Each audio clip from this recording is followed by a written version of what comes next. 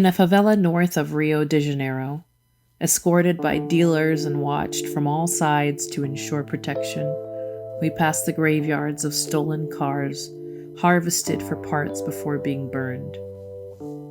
Their metal skeletons are offset by the concerned glances of residents over the presence of outsiders.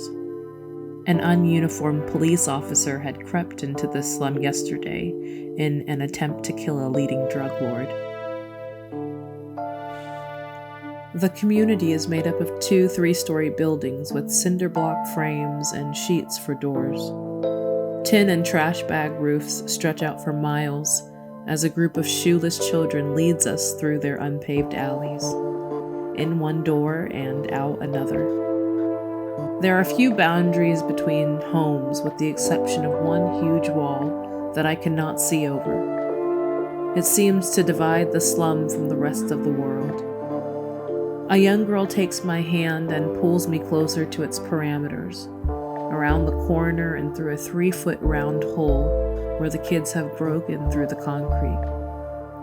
"Tia," she whispers, "come see our stadium." On the other side of the wall is an overgrown track, what was once a training facility, and the empty remains of a massive pool.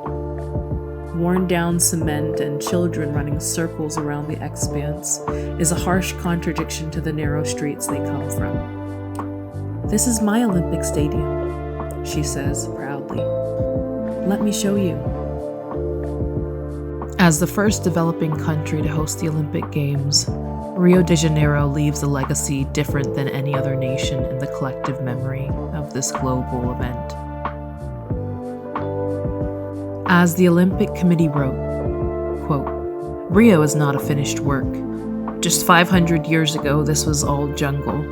Compared to other capitals of the world, this city has barely entered its teens. The metropolis we know today is the result of a long struggle between man and nature.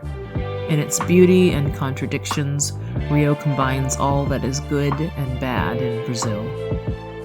Perhaps no other city has been so profoundly marked by the presence of the Olympic Games as Rio de Janeiro, Brazil. Tens of thousands of families displaced to make room for stadiums. Billions of dollars poured into the upkeep of these holy temples. But don't temple religions always demand sacrifices? Such was the case in Rio. Thousands of girls were trafficked to meet the demand of sex tourists. Countless lives were taken in war over the favelas, and the corruption of power consumed the government. Both Rio's strengths and weaknesses were revealed during the Games, and yet the legacy of the event is something much greater than construction investments.